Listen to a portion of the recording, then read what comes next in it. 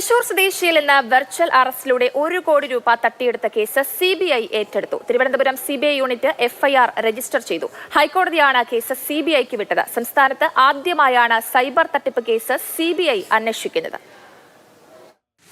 തൃശൂർ സ്വദേശി A. അബ്ദുള്ളയുടെ അക്കൗണ്ടിൽ നിന്ന് 1 കോടി രൂപ സൈബർ കൊള്ളക്കാർ തട്ടിയെടുത്ത കേസാണ് CBIക്ക് വിട്ടത്. ഈ മാസം 23-ന് CBI Thiruvananthapuram unit FIR register ചെയ്തു. യൂണിറ്റ് മേധാവി ദിവ്യ സാറ തോമസ് IPSന്റെ മേൽനോട്ടത്തിൽ ഇൻസ്പെക്ടർ സുമിത് കുമാറാണ് കേസ് അന്വേഷിക്കുന്നത്. കഴിഞ്ഞ മാസം 28-നാണ് ഹൈക്കോടതി ജഡ്ജ് കൗസർ ഇടപെട്ട് കേസ് CBIക്ക് വിട്ടുകൊണ്ട് ഉത്തരവിറക്കിയത്. കഴിഞ്ഞ വർഷം ജൂലൈ 24-ന് Thrissur city cyber police register ചെയ്ത കേസിലാണ് CBI അന്വേഷണം. പ്രവാസി മലയാളിയും തൃശൂർ സ്വദേശിയുമായ A. അബ്ദുള്ളയാണ് തട്ടിപ്പിനിരയായത്. അബ്ദുള്ളയുടെ പേരിൽ ഫെഡക്സ് വഴി റഷ്യയിലേക്ക് അയച്ച കൊറിയർ കസ്റ്റംസ് തടഞ്ഞുവെച്ചെന്നും പാക്കറ്റിൽ മയക്കുമരുന്ന് കണ്ടെത്തിയെന്നുമായിരുന്നു ആദ്യ സന്ദേശം. പിന്നീട് മുംബൈ സൈബർ പോലീസ് ഇൻസ്പെക്ടർ എന്ന പേരിൽ വെർച്വൽ അറസ്റ്റ്. വിവിധ ദിവസങ്ങളിലായി അബ്ദുള്ളയുടെ അക്കൗണ്ടിൽ നിന്ന് 1 കോടി രൂപ സൈബർ സംഘം തട്ടിയെടുത്തു.